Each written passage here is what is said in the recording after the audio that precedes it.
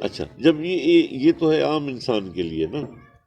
اب اللہ نے اپنا نظام جو دنیا میں یہ جو چلانا ہے، تو اللہ نے ہر زمانے میں 360 جو ہیں رجال، وہ تو رکھنے ہیں، رجال الغیب جنہیں کہا جاتا ہے، 360 کی تعداد. تو اس میں ایک گاؤں سے جمع ہوتا ہے بیٹا، یہ یاد رکھیں. 3 کتب ہوتے ہیں، 40 ابدال ہوتے ہیں، اور باقی نقبہ ہیں، وہ اخیار ہیں، یہ 360 کی تعداد ہوتی ہے. اب جو گاؤں سے جمع ہوتا ہے یہ بھی ولی نہیں ہے بیٹا، یہ بات یاد رکھنا. یہ ولایت کے مقام پہ نہیں ہوتا، ان کا کام کیا حالانکہ کرتا بہت بڑا مقام ہے گاؤں سے جمع، زمانے کا غوث بہت بڑا مقام ہے. اس کی حضور کی مجلس جو ہے، اس کو نصیب ہے حضور کی مجلس میں حاضری، روزانہ اس کی حاضری، مگر اس مجلس میں ہوتی ہے جو عالم ناسوت میں اسی زمین پہ ہوتی ہے. جی اب اس میں 2 روایتیں جو بیان کی جاتی ہیں، بزرگ بتاتے ہیں کہ وہ جو ناسوت، عالم ناسوت میں جو مجلس حضور کی لگتی ہے، یہ بیت اللہ کی چھت پہ ہوتی ہے، کعبے کی چھت. دوسری روایت یہ ہے کہ حضور کے مزار اقدس میں ہوتی ہے، گنبد خضرا کے نیچے. تو وہاں غوث زمان کی حاضری ہوتی ہے، ٹھیک ہے، روزانہ. تو اب جو کتب ہیں 3، ان کی بھی حاضری ہے حضور کی اس ناسوت والی محفل میں، جی بھائی. عالم ناسوت میں جو ہے 7ویں دن، جمعرات کے دن. پھر ابدال ہیں، ان کی بھی ہے حاضری، مگر 40 دن کے بعد.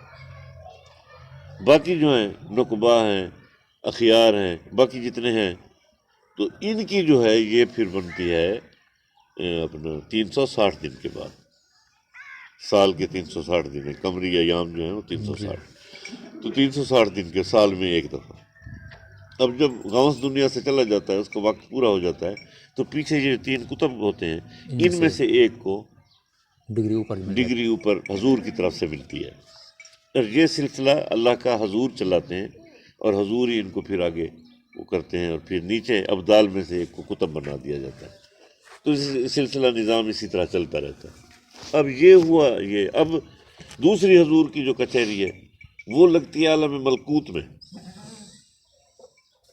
اب تیسری جو حضور کی کچہری ہے وہ لگتی ہے ادھر سدرۃ المنتہا پہ. اب چوتھی جو حضور کی کچہری ہے وہ لگتی ہے بیت المعمور میں. 5ویں حضور کی جو کچہری ہے وہ لگتی ہے عرش پہ.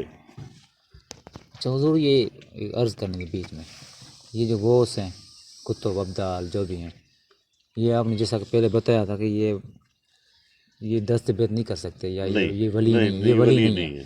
تو ان کا کیا کام ہے حضور؟ یہ ان کی ولی کی پہچان کروانا ہے؟ نہیں، ان کا کام یہ ہے، اگر ان کے پاس کوئی جائے، ایک تو یہ اللہ کا نظام سنبھالتے ہیں دنیا کا نا، کہ حضور تک اس کی اطلاع پہنچاتے ہیں، اور اللہ کا سارا نظام یہ کنٹرول کرتے ہیں حضور کے حکم سے.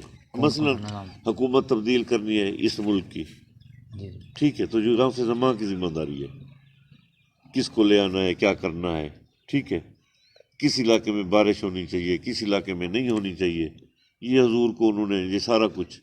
تو پھر ادھر سے مطلب انہوں نے دنیا داری کا سارا احکامات، سیٹ اپ جو بھی دنیا ہے. داری کا نظام اس طرح انہوں نے یہ چلوانا ہے اللہ کے حکم سے، باذن اللہ. ان کی ذاتی طاقت یہ نہیں ہے. اور حضور کے پاس بھی جو کچھ ہے یہ حضور کا ذاتی نہیں ہے، یہ بات ذہن میں رکھیے گا. جی یہ عطائی ہے، بھائی، ہر چیز کا مالک اللہ ہے. ذاتی طور سے اللہ ہی ہے. ان اللہ علی کل شیء قدیر، وہی مالک ہے ہر شے کا، وہی غیب کا مالک ہے، وہی سب، ہر سارے خزانے اس کے اپنے ہاتھ میں ہیں. نہ اس کا کوئی ثانی ہے، نہ کوئی اس جیسا ہے، نہ اس کی کوئی ذات میں شریک ہے، نہ صفات میں شریک ہے، نہ افعال میں شریک ہے.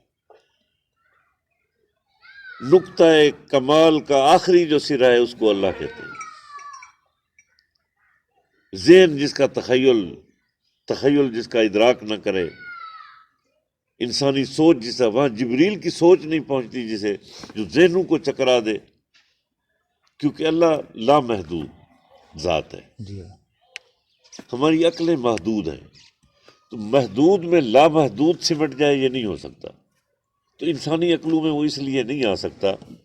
تو اس کی پہچان پھر اس طرح ان کے ذریعے ہوگی. یہ ہمیں بتائیں گے اور اس کا تعارف کروائیں گے، اس کی عبادت کا طریقہ بتائیں گے کہ اس کو ہم نے کس طرح اس کے عبد بن کے رہنا ہے، جی کیونکہ وہ ہمارا معبود ہے۔